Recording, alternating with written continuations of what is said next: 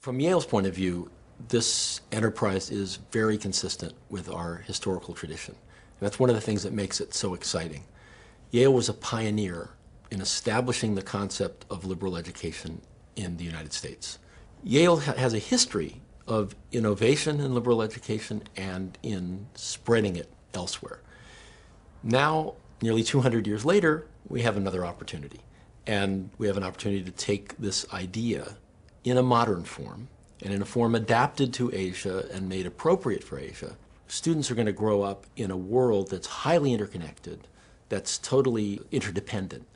And Western students are going to need to understand the East, Eastern students are going to need to understand the West, and an education that confronts the classic ideas of the Western tradition with the classic ideas of the Eastern tradition will be tremendously enriching and render those students much more capable of the kind of cross-cultural understanding that will be necessary for global cooperation in the future.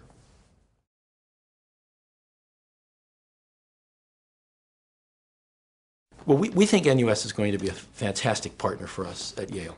First of all, the people here are terrific to work with. President Tan and Vice President Lily Kong, Deputy President Joe Mullenix have all been just great partners. We agree on a vision. We really have common values. We're approaching the problem the same way. I think there's just to be no question it'll be a seamless partnership and a very effective one. NUS has a great track record. So we've talked to other schools, such as Duke and NYU and MIT, that have worked with NUS, and the leaders of those institutions all testify to how smooth the partnerships smoothly they've worked, how excellent the relationships are, and how pleased they are with their involvement. So everything points to a very successful collaboration. Singapore, I think, is an ideal location for doing this kind of experiment because it sits at the hub of Asia, and it makes it possible to have an influence that's pan-Asian. We'd like to have these ideas of liberal arts education reach China and India and Southeast Asia.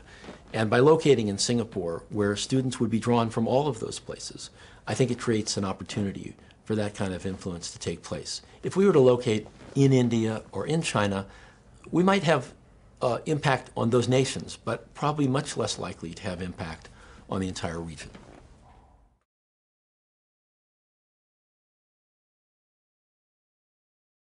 At Yale-NUS College, we hope to educate leaders who have the right preparation for the 21st century. The world is faced with many complex problems, and complex problems are not easily solved by narrow specialists. You need two things that this college will provide. One is a multidisciplinary perspective. To understand complex problems, you need a little psychology. You need an understanding of history. You may need, in some cases, an understanding of economics.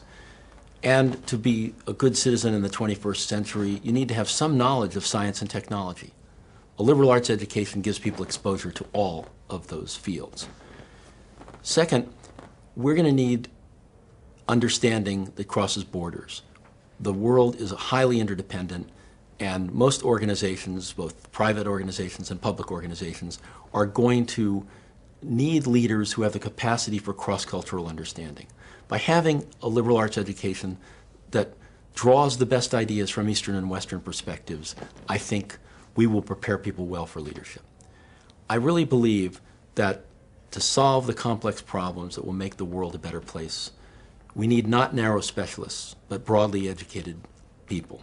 And that is our great hope for Yale-NUS College.